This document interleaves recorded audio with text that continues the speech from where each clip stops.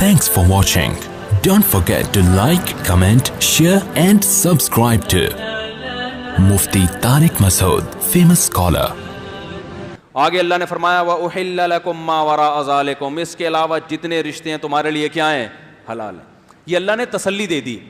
تسلی اس طرح دے دی کہ اللہ اتنے سارے تو نے خواتین کی لسٹ پیش کر دی جن سے نکاح ناجائز ہے، تو ہم تو ساری زندگی نکاح ہی نہیں کر سکیں گے. تو اللہ نے بتایا اس کے علاوہ بہت ہیں. ٹھیک ہے نا، ہول سیل کے حساب سے ہیں، ٹینشن لینے کی ضرورت نہیں ہے. اور خاص طور پر اگر تم مولانا طارق مسعود صاحب کا بیان سنتے ہو پھر تو اس معاملے میں بالکل ٹینشن چھوڑ دو. وہ ہمارے بھانجوں نے کہا تھا نا، ابھی جمعے کو میں نے بیان میں بتایا تھا، 17-18 سال کے ہیں، مجھے کہنے لگے ابے ہمارے لیے کیا پرابلم ہے. وہ گھر میں جا کے ذکر کر رہے ہیں کہ ابھی ہماری آمدن تو کچھ ہے نہیں، تو کچی آبادی میں 2000 روپے کرائے پر کمرہ مل جاتا ہے، تو کسی بیوہ سے کر لیتے ہیں. تو گھر میں جب ان کی والدہ نے یہ باتیں سنی تو پریشان ہوئی کہ یار یہ میرے بچے کس قسم کی باتیں کر رہے ہیں. تو ان کے ابا نے کہا کہ جب مفتی طارق مسعود کے بیان میں بیٹھیں گے یہ تو ہوگا. یہ تو میں نے اب کل مجھ سے یہ ملے بڑا والا، وہ کہنے لگا ماموں ایک چیز ہمارے ذہن میں آ رہی ہے، اگر ہم کسی بیوہ سے کریں نکاح تو پہلی شادی لڑکی کی 25 سال کی عمر میں ہوتی ہے، جو عام طور پہ جو شادی ہوتی ہے کنواری لڑکیوں کی. شوہر بہت زیادہ ٹائم جلدی مر گیا تو 10-20 سال میں جا کے مرے گا، تو کوئی 35-45 سال ہی کی ہمیں ملے گی. تو مطلب پریشان ہو رہے تھے یار یہ کیسے کریں، ہم اتنی قربانی بھی دیں اور 2000 کا گھر بھی لیں اور پھر کچی آبادی میں بھی جائیں اور وہاں بھی رہیں، اور یہ کیسے. میں نے کہا بھائی یہ آرڈر پہ بیوہ کروائے بغیر یہ کام نہیں ہو سکتا. یہ کام اگر آپ اس عمر میں چاہتے ہو تو اس کے لیے کوئی ایسے ادارے سے رابطہ کرو جہاں یہ بورڈ لگا ہوا ہو کہ ہمارے ہاں اور آرڈر پہ عورتیں باقاعدہ بیوہ کروائی جاتی ہیں. قدرت کی طرف سے کسی کے بیوہ ہونے کا انتظار کرو. اور میں نے کہا دوسری بات یہ کہ یہ آپ کی سوچ بہت اچھی ہے، نظریہ بہت اچھا ہے، اپریشیٹ کرتا ہوں، لیکن مسئلہ پتہ ہے کیا ہے، کیونکہ ابھی آپ کی جیب میں روکھڑا بالکل بھی نہیں ہے. تو 45 سال کی بھی کوئی بیوہ مل جائے نا تو غنیمت ہے. جو قدرت کی طرف سے بیوہ جلدی ہو گئی ہو.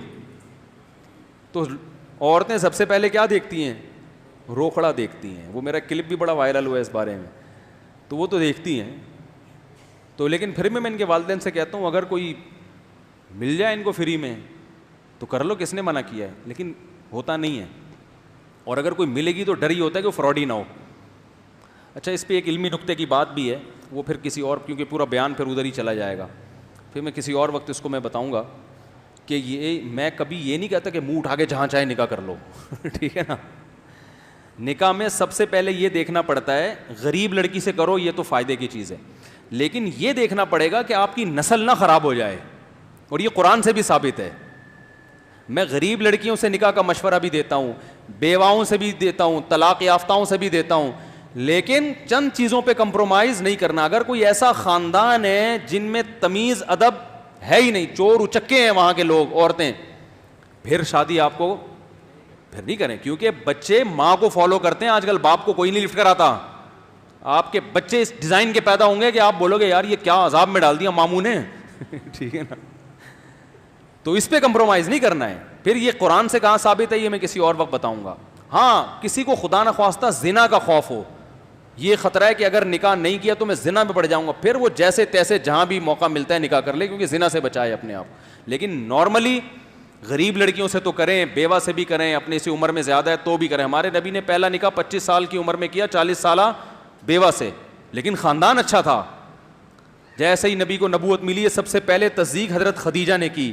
ان کے تسلی کے الفاظ جیسے تھے نا، اس سے پتہ چلتا ہے کہ بڑے اچھے خاندان کی تھیں. کیا ارشاد فرمایا رسول اللہ صلی اللہ علیہ وسلم سے، آپ نے فرمایا ایسے فرشتہ آیا یوں کیا تو آپ پریشان تھے. انہوں نے فرمایا کہ اللہ آپ کو رسوا ہونے نہیں دے گا، اس لیے کہ آپ ہمیشہ بیوہ عورتوں کو سہارا دیتے ہیں، مسکینوں کا، یتیموں کا خیال کرتے ہیں. آپ کی زندگی اتنی اچھی گزری ہے.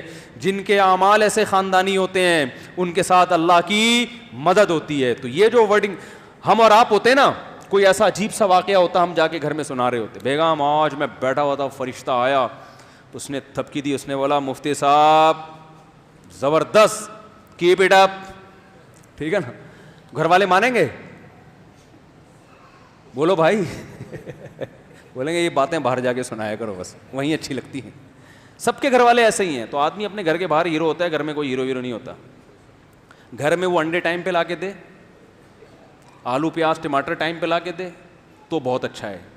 خواتین کو اس سے کون کیا غرض ہوتی ہے, میاں نماز پڑھتا ہے نہیں پڑھتا, درود شریف پڑھتا ہے کہ نہیں پڑھتا. وہ کہنے بھائی تو انڈے ٹائم پہ لا کے دے دیا کر, جتنی دہی منگوائی ہے وہ لا کے دے دیا کرو, ہمیں گھمائے پھرو, شاپنگ کراؤ, یہ وہ سب چیزیں یہ سب. خیر, تو میں یہ عرض کر رہا تھا, جلدی سے بات کو سمیٹ کے ختم کرتا ہوں, کہ اللہ کے وجود کو ماننا انسان کے لیے بے انتہا ضروری ہے. نہیں مانیں گے تو یہ تباہی ہوگی جو میں ابھی آپ کو بتا رہا ہوں, کہ آپ کو صحیح اور غلط کا قیامت تک پتہ ہی نہیں چلتا. بلکہ آپ کو پتہ ہے انسان دلیل دے کے شیطان کا صحیح ہونا ثابت کر دے گا.